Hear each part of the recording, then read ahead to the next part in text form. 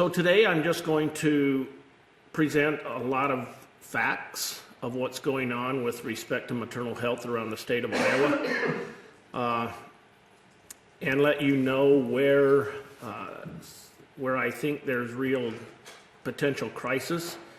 And some of this is going to take legislative action to fix, and so that's why I'm grateful to have the opportunity to present this in front of you today. So let me just get started, and the first thing I want to talk about is briefly maternal mortality and morbidity. We have an increasing rate of both of these in the state, and I'll talk about that. As you know, in the United States, our maternal mortality rate is magnitudes higher than all other industrialized nations in the country, in the world. I think it would be a good thing to define those two terms for everyone. Maternal mortality And morbidity. and morbidity. So mortality is a little tough because different states use different definitions, but I'll give you the Iowa definition. So maternal mortality or maternal death is a death of any woman who's pregnant or up to 1 year postpartum. Okay? The Iowa Maternal Mortality Review Committee, of which I sit on and have for several years, meets every 3 years by state law, and we review all of those cases and then determine, was it directly related to a pregnancy, was it indirectly related, or was it not related to the pregnancy at all? Okay? Morbidity is just any adverse outcome that has potential long-term sequelae. They didn't die, but they certainly suffered morbidity. So getting back to the mortality in the U.S., you can see we're much higher than any other industrialized nation in the world. And even sadder than that is the fact that their slopes are going down and ours is still going up. So I just talked about this, so I'll skip this one here, but this is what we're seeing in Iowa. So in 2008, we had 14 cases over a 3-year, and these are over a 3-year period of time. 14, and then we had 23, 23, 20 in 2016, which was the last time we met. We meet again in 2019 in June, and to date I have 48 maternal death charts. That's more than double anything we've seen in the last 2 or 3 decades. So, as I said, 48 in only 31 months of concern. There appears to be a significant increase in homicide, suicide, drug overdose, and MVAs. With respect to obstetrics, obstetrical hemorrhage remains probably the most important issue. And I'll talk about placenta implantation abnormalities very briefly in a minute. So I'll leave Janet's what do we call that, a visual aid, for just a few minutes. But abnormal placental implantation occurs primarily in women who have had previous cesarean sections, and then the placenta in a subsequent pregnancy implants over that scar and grows abnormally into the muscle of the uterus. It's supposed to stop at a certain point so that it detaches after birth of the baby.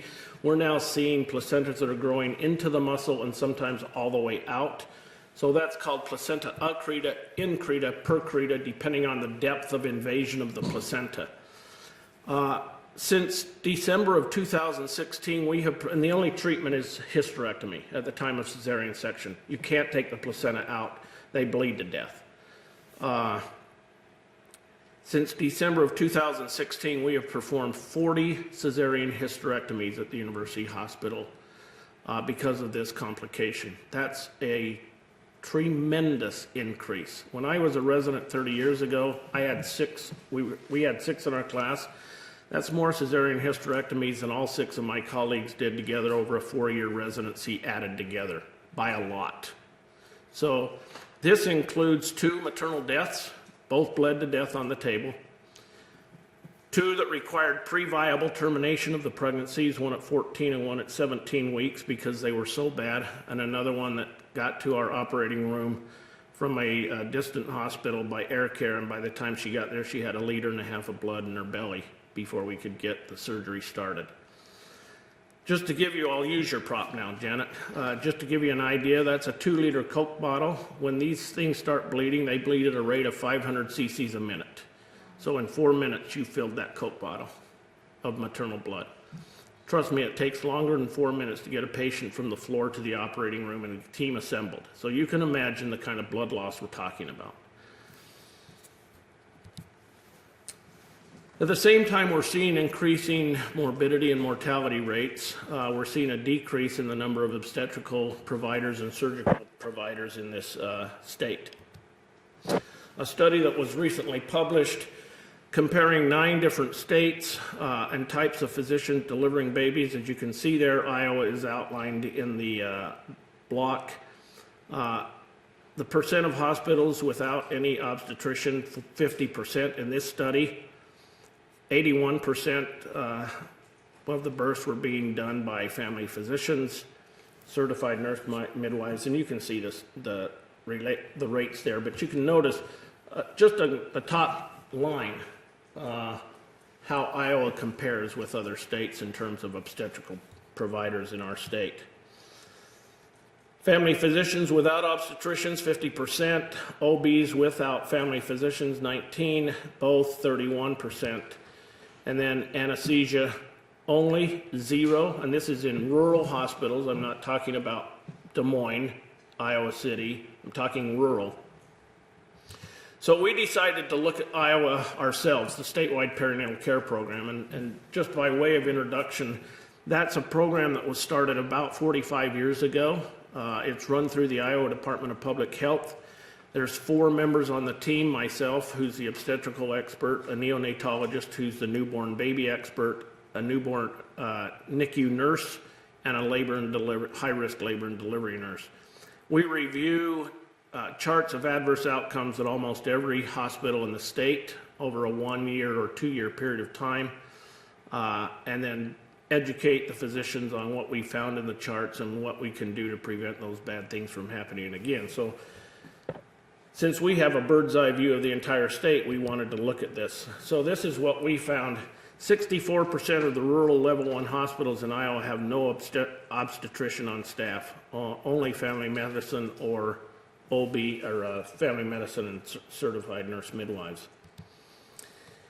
If you look at type of physician performing cesarean section, 7% had OB only. General surgeons were 16% and 16%, sorry.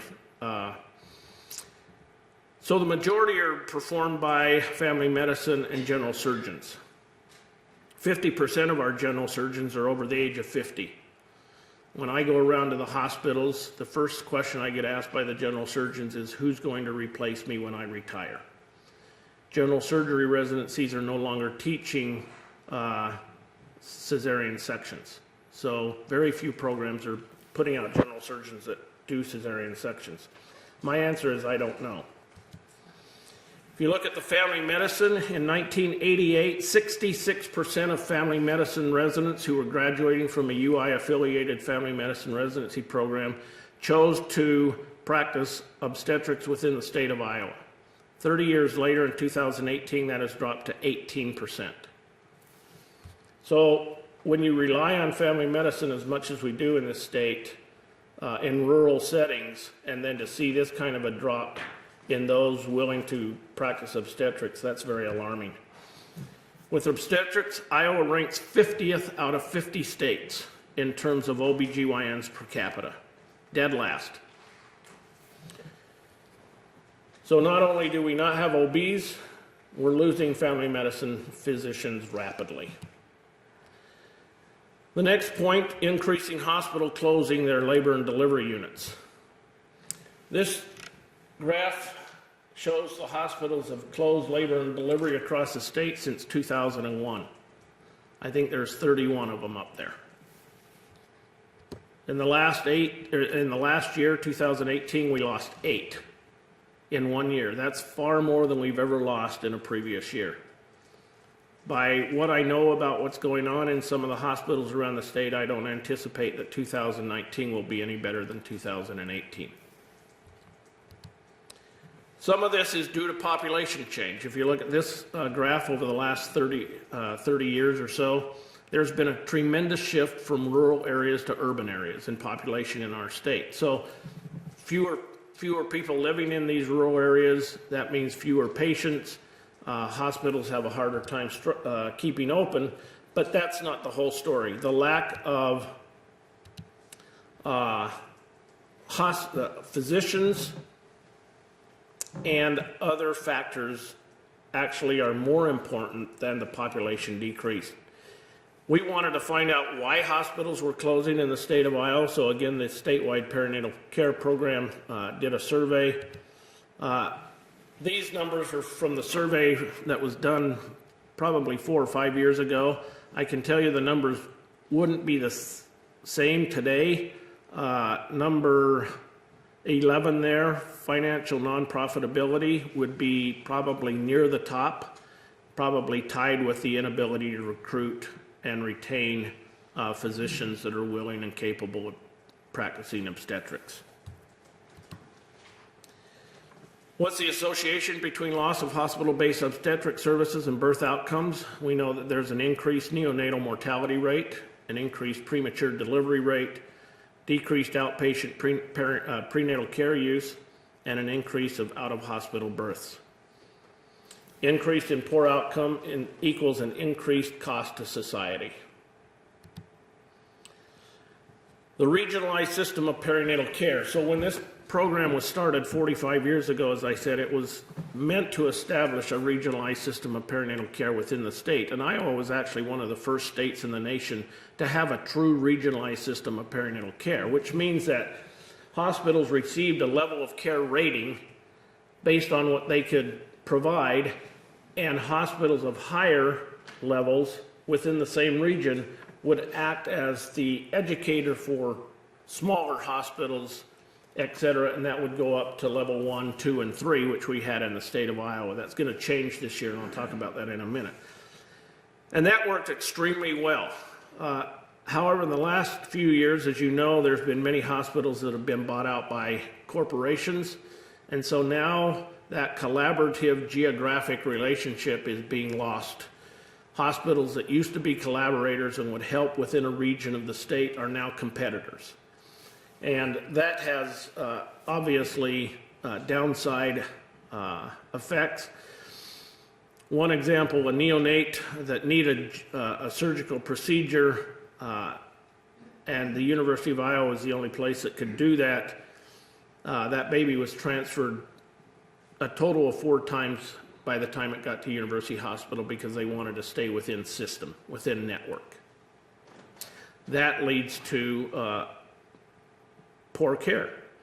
Education, we found out with respect to continuing education opportunities, only 14 of the 46 level 1 hospitals had a written agreement in place to obtain educational programs from a higher level hospital.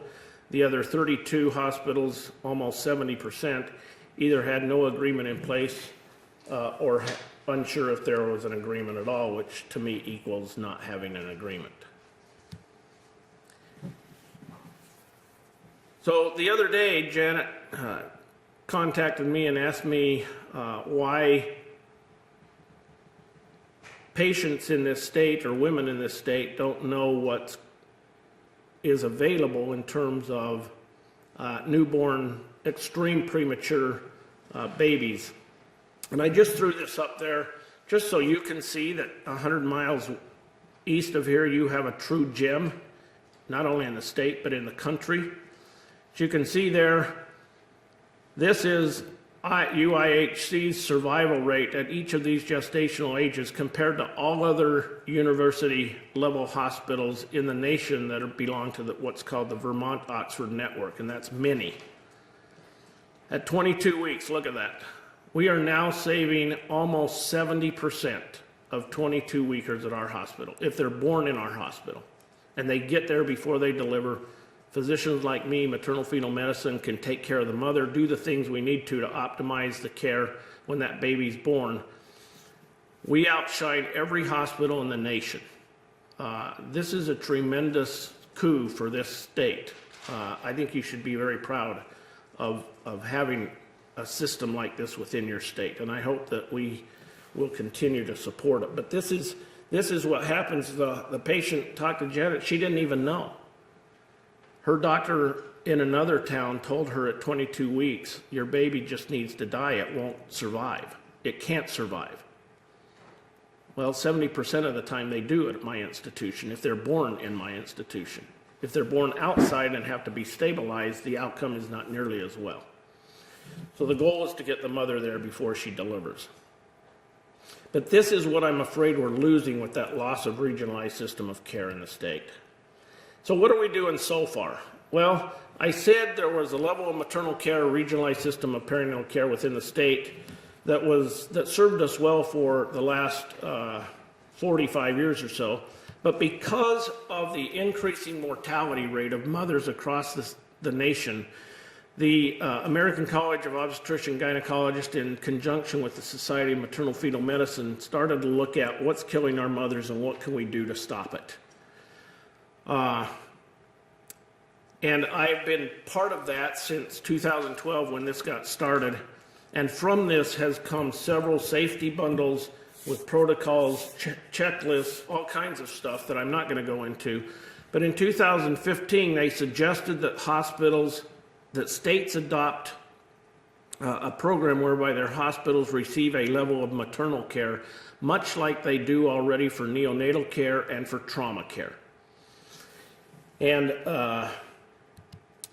so this system would standardize definitions and nomenclatures, would provide consistent guidelines for each level of care, equitable geographic distribution, and uniform designations of levels of care across the country.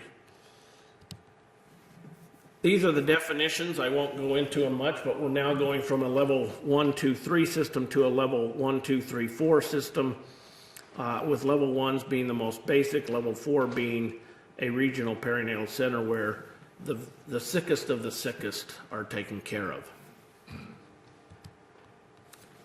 Texas was the first state to officially adopt this new system. Iowa was not far behind. I'll tell you what Texas did. Their lead legislature rewrote Texas code. That's a legislative assignment in Texas. Unlike Iowa, we can rewrite code without requiring the legislature to do that. But in Texas, the legislature has to write Texas code, and they adopted this levels of maternal care designation as outlined by ACOG and SMFM. So each hospital in Texas will receive 2 levels of care, one for neonatal, one for maternal. They may not be the same number. Okay, you might be a level 3 NICU and a level 2 maternal hospital.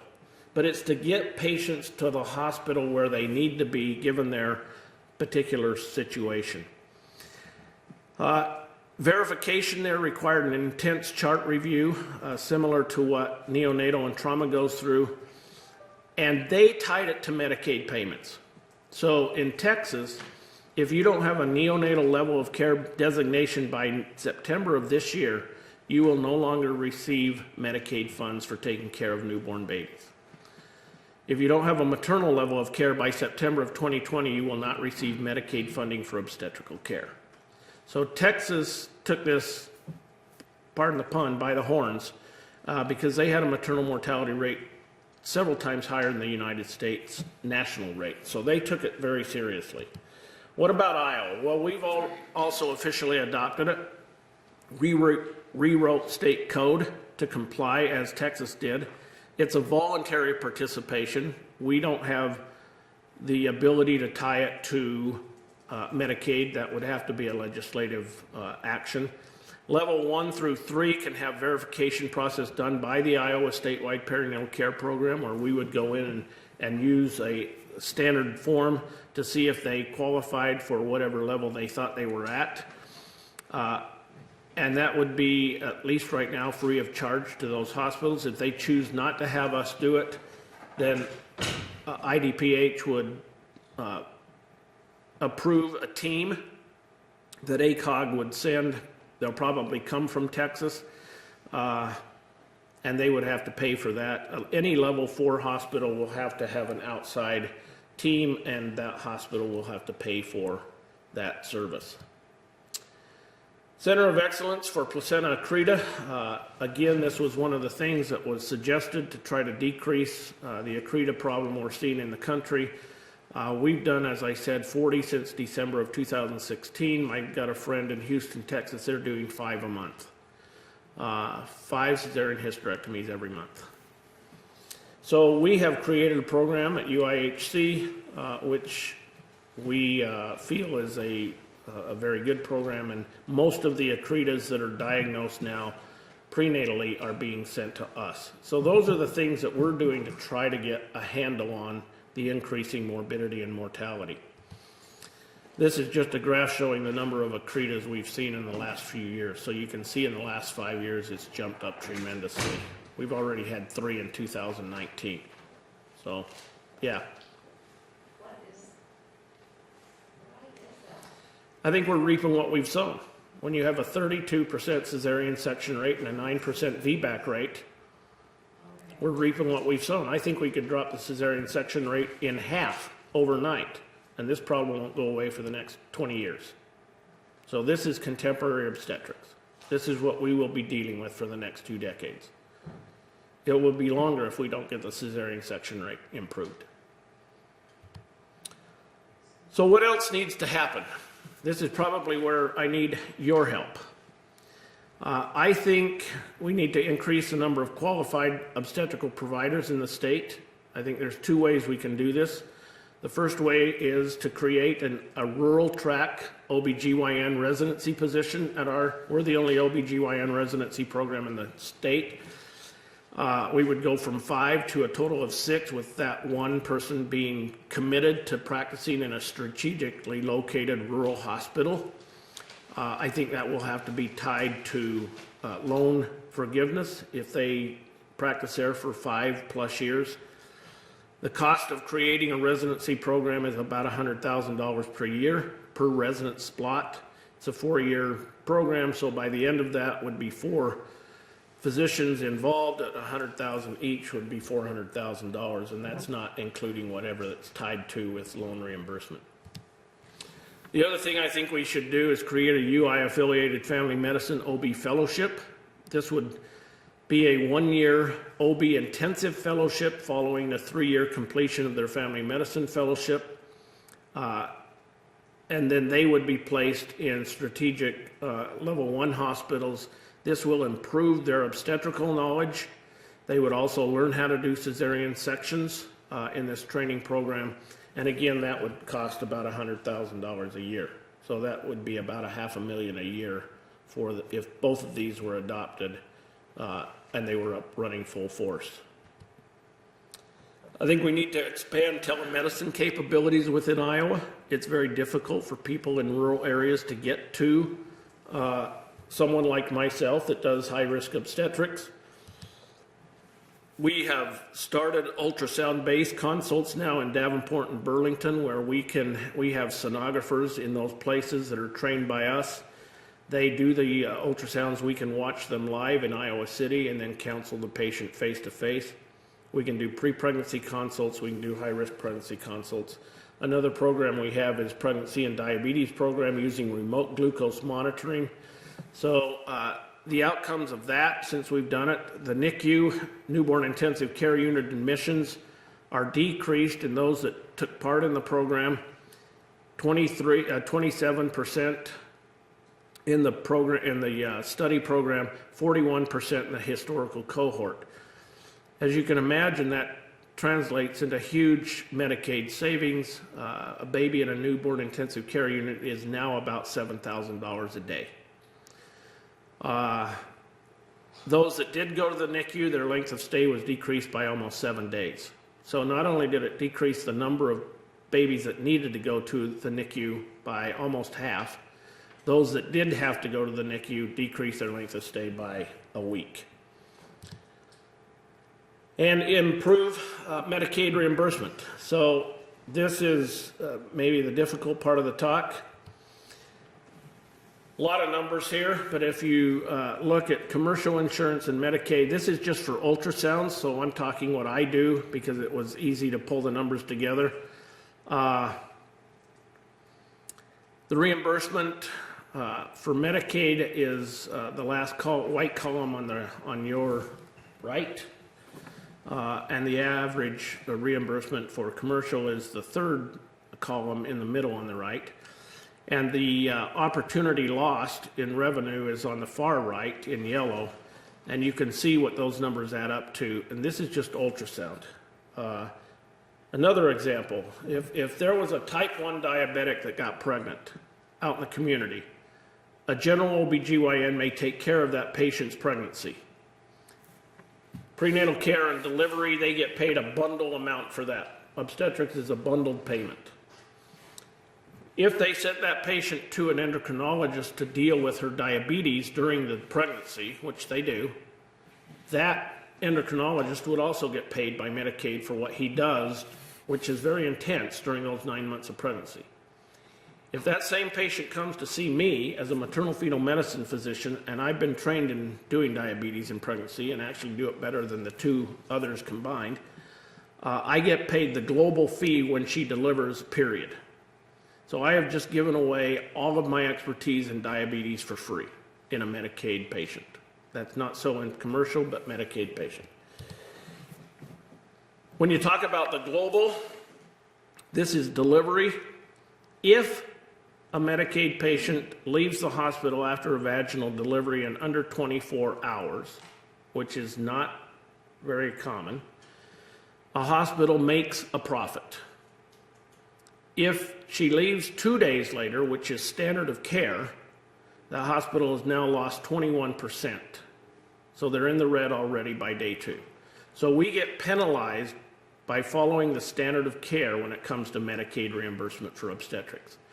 Talk about, and it even if they stay day 3, it's 60%. The last hospital that closed in the state of Iowa, one, couldn't find a doc to replace the one that was retiring, but also lost $2.4 million in the last 3 years just by providing their community with obstetrical care. That's not anything else. That's just OB care. They were losing $800,000 a year by providing Medicaid patients with obstetrical services. That's got to change. That is not a financially sustainable position. You will see hospitals continue to close. We now have women that have to travel 2.5 hours to get to the nearest hospital to deliver their baby. You'll continue to see that. You'll see maternal fetal medicine leave because we're not getting reimbursed for what we do. And this state is already near the bottom in MFMs as it is with obstetrics. All at the same time as we're seeing the acuity of our patients go sky high. I mean, it's not uncommon for us to have a patient now with BMI of 60 to 80. That's 400 plus pounds. Diabetes, hypertension, cardiovascular disease, they're the most difficult patients in our profession that we have to deal with. It's astounding the number we're seeing. So we're seeing this rise in acuity. Our patients are getting sicker at a time when hospitals are closing, decreased access to care, and hospitals are closing. That's a perfect storm. That's a crisis coming to our state. And we're going to need a lot of help to fix it. So with that, I'll take any questions. Just thank you for being here and letting us know about this. We kind of had heard some information, not much. This really puts it into focus, so thank you. We've been trying to get the message out. You're obviously a busy person with your practice there, so thanks for being here. I think it's awfully important. I don't like seeing mothers die. Dr. Hunter, did I understand correctly that you said you saw a connection between the rise in cesarean section rates as driving what's happening here? I think across the nation, our cesarean section rate is about 32%, which is a tremendous increase from what it was 2-3 decades ago. And our VBAC rate has plummeted. So VBAC is vaginal birth or a trial of labor after cesarean section. And that's all primarily medical, legally driven. Because people who have a prior cesarean section, they have about a 1% chance of their uterus rupturing at the scar site during labor, and that's oftentimes catastrophic to the baby. So the baby either dies or has a very severe neurologic damage. So once you have one C-section. So hospitals just, Right. ACOG requires the entire team to be in the hospital if someone's undergoing a trial of labor after cesarean section, and many hospitals just aren't capable of doing that. So again, if a patient's a good candidate, she should be transferred to a level of hospital where that can be done to try to keep the cesarean section rate from climbing, to keep it down. I just did a study, and we'll be presenting it later this week in Vegas at our National Society of Maternal Fetal Medicine conference, looking at the number of stillbirths in our state that were delivered by cesarean section. So the baby's already passed away. So a cesarean section provides absolutely no benefit to an already dead baby. It only provides morbidity to the mother. And we do that about 13% of all of our stillbirths are delivered by cesarean section. Many of those are repeats at a hospital that does not allow that patient a VBAC.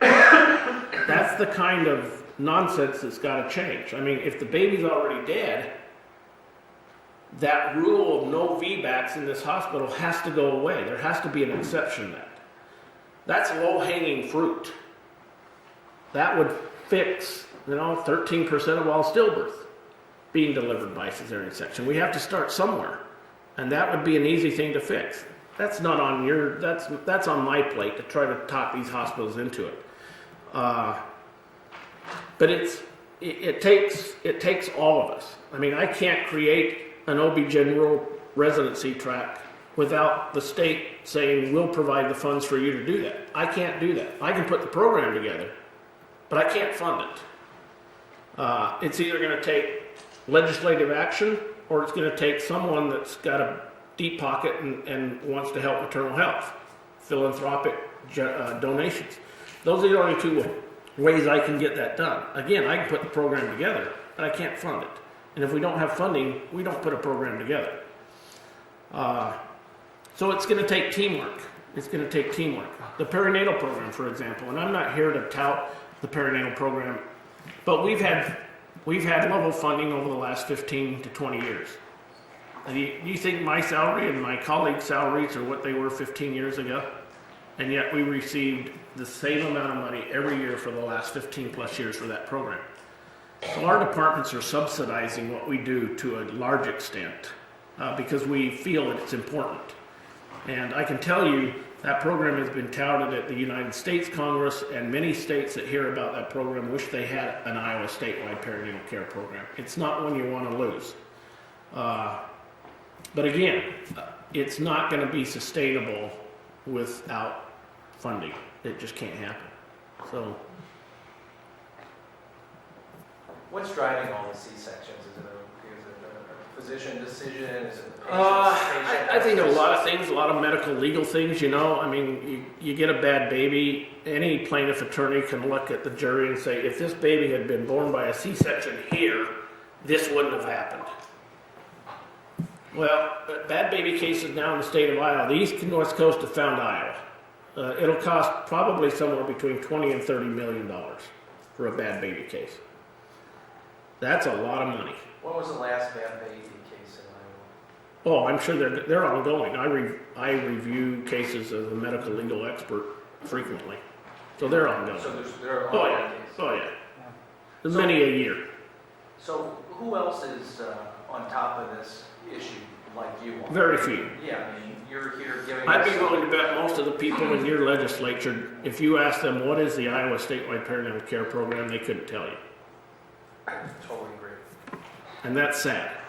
Because, again, this is a program, and it's not me. This is bigger than me. I'm just in this position now because of what I do. But when I retire, hopefully the program goes on. So the program is not me. And it's a program that you as a state should be very proud of, because we've typically had maternal mortality rates and neonatal mortality rates that are far below the national average. So are the lack of obstetricians what is causing the hospital to close? That's one of the primary causes, and the other is financial. Those two things are the two, number one and number two. So it's not the absence of the obstetrician per se, it's the lack of money coming in from the births that are happening at that facility. It's both. It's the money coming in for Medicaid reimbursement, and it's the inability to get physicians. It's tough to recruit physicians to Iowa. I don't know why. I mean, who doesn't like a wind chill of 50 below? But it's just difficult. I don't know why it is. I came from Utah, thought I was going to be here 4 years, and 30 years later, here I sit. So once you're here, it kind of grabs you. But we just have a very difficult time. And again, we're only creating 5 residents a year, and you're creating them at a major university hospital. So 3 to 4 of those 5 every year are going to go into subspecialty training: maternal fetal medicine, reproductive infertility, cancer, gynecologic cancer, or urogynecology. And those doctors don't practice in rural areas. They're at major areas because we get the toughest cases, and it takes, a certain patient load to maintain someone. Doctor, one of the last points you made was the term BMI. I'm trying to, is that Body mass index? Yeah. So does obesity have a Huge part effect. of the reason? For the acuity, yes. Okay. For the acuity, yes. These patients are just sick. And that's what leads to Yeah. cesarean, I suppose, and then the terrible result because of it. Yeah. And I hear that all over the state. I mean, the physicians and the nurses are constantly saying, we've never seen patients like this. So it puts a lot of pressure on hospitals that don't have the resources that we have, and even us. I mean, I have a limited number of beds, and with these hospitals closing, that means more patients are going to fewer hospitals. They don't have the bed capacity. I mean, every time I turn on my computer at work, I get a level 5 surge capacity alert because there are no beds in my hospital. I've delivered babies in our ultrasound room because I didn't have a labor and delivery room, and we don't tell anybody no. So, What happens to these moms in rural parts of the state? It's weather like this. They go to a hospital that doesn't have OB care. the emergency room physician That's- delivers a baby if she's in labor and hopes and prays that it all goes well. And the safety bundles that ACOG has recommended for hospitals. Yeah. How many Iowa hospitals have? We introduce them at every hospital, but introducing them and implementing them are two different things, right? I mean, it takes a lot more to implement, and when you're only to a hospital once every 2 years, it's hard for us. I mean, we get emails and we do as much as we can communicating, but when you're on site only once every 2 years, it's very difficult to help them as much as they need help. So on that question, I mean, if the standard of care, whatever the words are, that's going on in these hospitals is not up to snuff, I mean, whose job is it to continue education or I mean, it seems like you're working on this. Yeah, You're also a really busy guy. yeah. It sounds like full-time work. I mean, that somebody could go out and be. And that would be full-time work. Yeah. Yeah, I don't have time for that. So it's just gonna change over time exactly how. Yeah. I mean, we're gonna have new. I mean, you just keep driving the point. You keep helping people as much as you can. So, a good example of a success was ACOG came out with a big push. March of Dimes joined in, not to do elective deliveries before 39 weeks. Historically, 37 weeks was term, and that's because dating is not precise in obstetrics. Okay, so 37 weeks and beyond was term. So people thought, well, if I just deliver these babies at 37 weeks, I'm delivering at term. But studies were done that showed a 37-weeker doesn't do nearly as well as a 38-weeker, who doesn't do as well as a 39-weeker. 39 does as well as 40, and 40 is the due date. So they put on a big push to get that done, and it only really took off when the March of Dimes and other lay organizations and lay publications started to talk about it. And we've been pushing it for 5, 6, 7 years. I mean, ACOG came out with it and we started talking about it. And we finally got it under control in the state. And I think we did it as fast as any other state, and maybe ahead of some states, because we do have a program like the perinatal program. But it just takes time, and it's tough to change a doc's. Unfortunately, many physicians out in the community aren't forced to stay up on stuff as well as I am, because I've got residents and fellows asking me questions all the time, and if I don't want to look stupid, I have to stay up. They don't, and many physicians retire practicing the way they were trained, and that's because they're so busy. I mean, they're so busy, to try to stay up is not an easy thing. So I don't like pointing fingers at them, because I know that they're doing as much as they can. They're really trying, and their goal is to provide great care. What's the state appropriation of the perinatal program? The majority of it comes from the Title V block grant, and then the state throws in, I don't know the dollar I amount, think it's 50, isn't it? somewhere around there. It's minimal, especially when you think of, I think Medicaid births alone account for nearly 50%. 50% now. And so that, like, just for a healthy birth, I think it's around $90 million a year we pay. And then if those babies go to NICU, of the babies go, I think we add like another 40 or 50 million in NICU. I mean, it's $50,000 compared to that.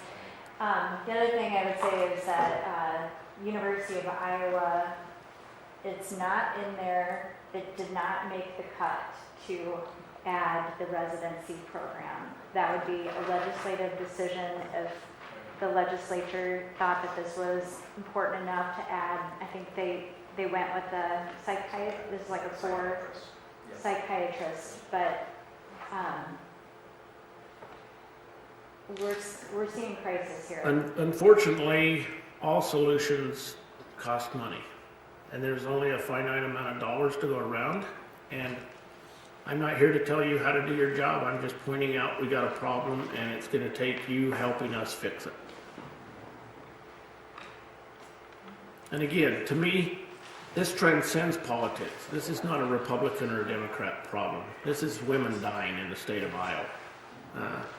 You know, if you look at who's sitting next to you, I hope you don't see a Democrat or a Republican. I hope you see a mother, a wife, and a daughter, a husband, a father, a son. That's who I hope you see, because that's what's being affected by this problem. Families are being devastated by the loss of a mother, a wife, a daughter.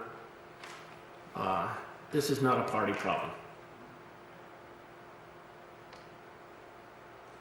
Dr. Hunter, one more question. Dr. Hunter, I noticed it seemed like a much higher number of closing of rural hospitals. And I'm from Southeast Iowa. I worked for Great River Medical Center before I got my responsibilities here. I work hand in hand with those OBGYNs down at Great River. And I certainly appreciate the work you do.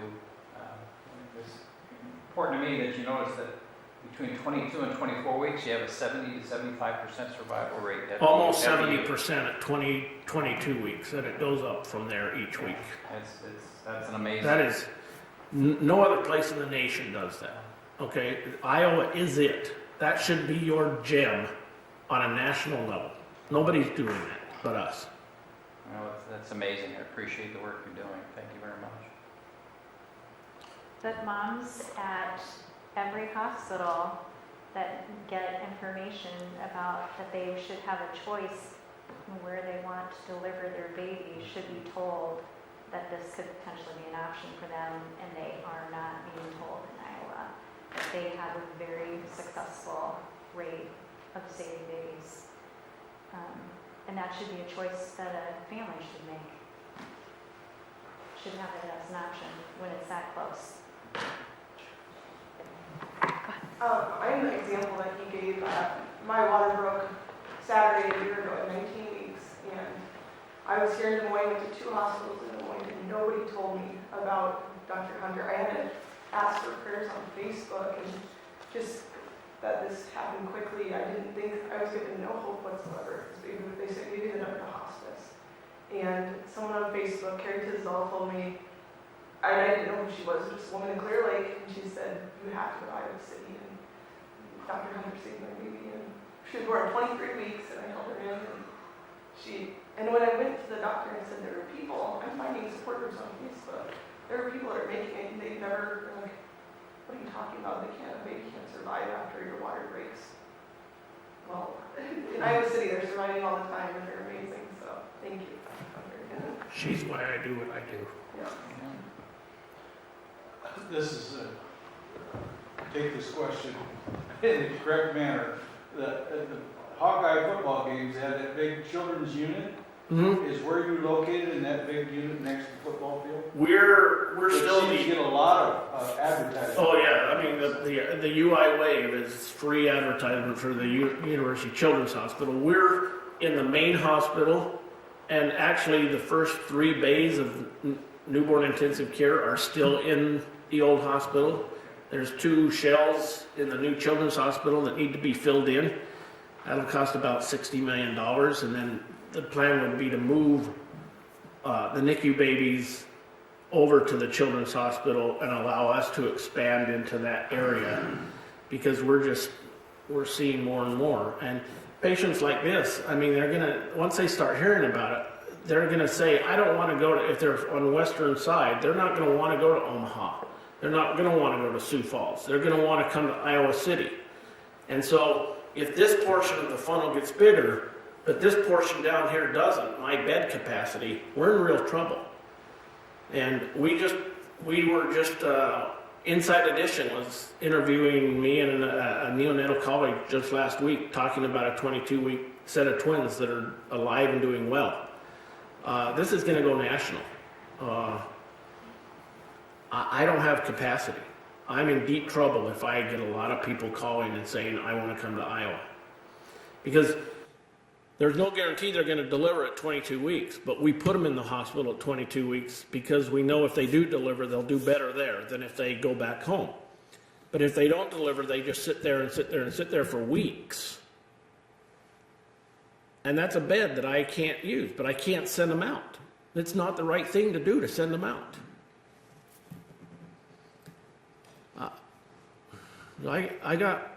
We got problems at my own institution in terms of just finding capacity. So where is the next closest place? To where? To the comparable service to the University of Iowa, where would you have to go? Well, in terms of 22 and 23 weekers, there is no comparable service. In other high-risk situations, you'd have to go to the nearest, probably University Hospital. Des Moines doesn't, I mean, Mercy Methodist Des Moines, they're probably going to be level 3 hospitals, maternal. They do a good job, but they don't do 22 weekers, they don't do cardiac surgery, they don't do neurosurgery or transplant surgery in the moms when they're pregnant. And they don't do that because of the dollars and cents mostly? Well, and it's just, it's tough to find that many real subspecialists, that you need. We have everything at Iowa that I need to be a level 4 hospital. I've got transplant surgery, I've got neurosurgery, I've got cardiac surgery, I've got ICUs for all these patients. I mean, we've got a very close working relationship between the ICU doctors and the maternal fetal medicine doctors. So we will be a level 4 hospital. So is the hospital running a deficit right now? In OB or the hospital? The OB part? No, because we still see enough private insurers to make up that gap, but our profit is considerably less than it could be if we had decent reimbursement. I mean, we're working with the hospital right now to up our salaries considerably because we are so underpaid. Not only do we not get dollars from Medicaid, we don't get assigned any RVUs. And I'm not going to go into what that is, but it's a way of saying how hard we're working. We're above the 65th level on the nation, and half of our deliveries we don't get any RVUs for. So that tells you how hard we're working to be at that level, and underpaid like we are. So they're trying to fix that too, or we're gonna see a mass exodus of maternal fetal medicine leave the state, and that's not good. Can't have that. All right, thanks everyone for coming. Thank you very much. Thank you.